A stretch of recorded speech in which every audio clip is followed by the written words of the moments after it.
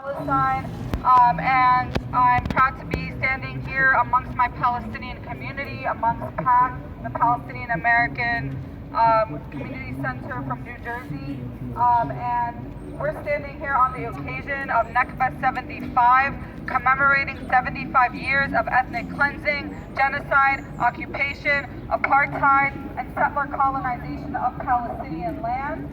The Nakba didn't only occur 75 years ago. It has been ongoing, even before then and since.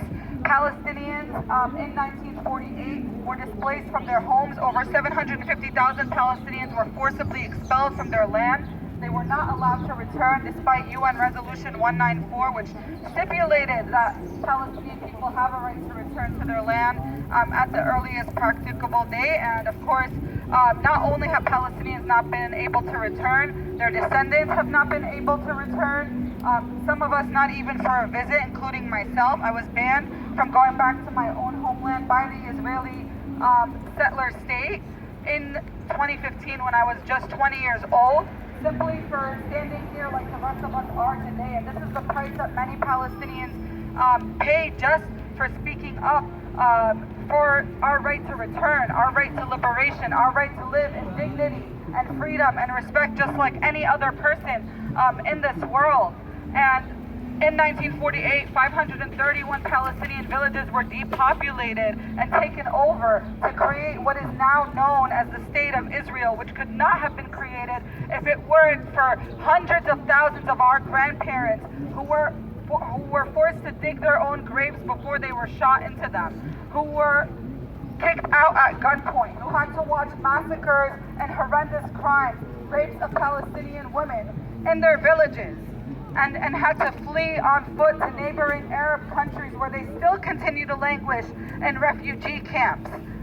Hundreds of thousands of Palestinians continue to be exiled in order for a settler colonial state to exist, which has no right to exist to begin with, because it could not have existed and it could not have been created without one of the most horrendous crimes of our time. And here we stand in front of the United Nations, who not only condoned this, but facilitated this.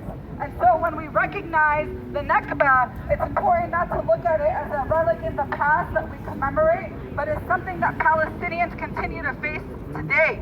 When we look at the 33 Palestinians who were killed in Gaza just this past week, we understand that this is happening because of the international community's complicity with it, because of the UN's complicity with it, and the US's complicity with it.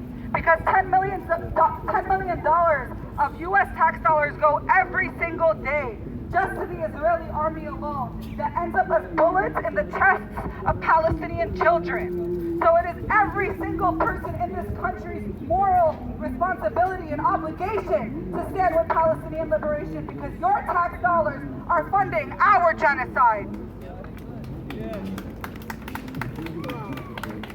So when we stand here and commemorate the Nakba, we will not allow it to be co-opted and turned into some sort of historical memory that, they want us to so-called get over. No, we are fighting for full liberation and freedom for every Palestinian to be able to return to their homes and lands, not just in the West Bank, but in Haifa and Jaffa and Akka, and the lands that have been stolen to create the Israeli settler colonies.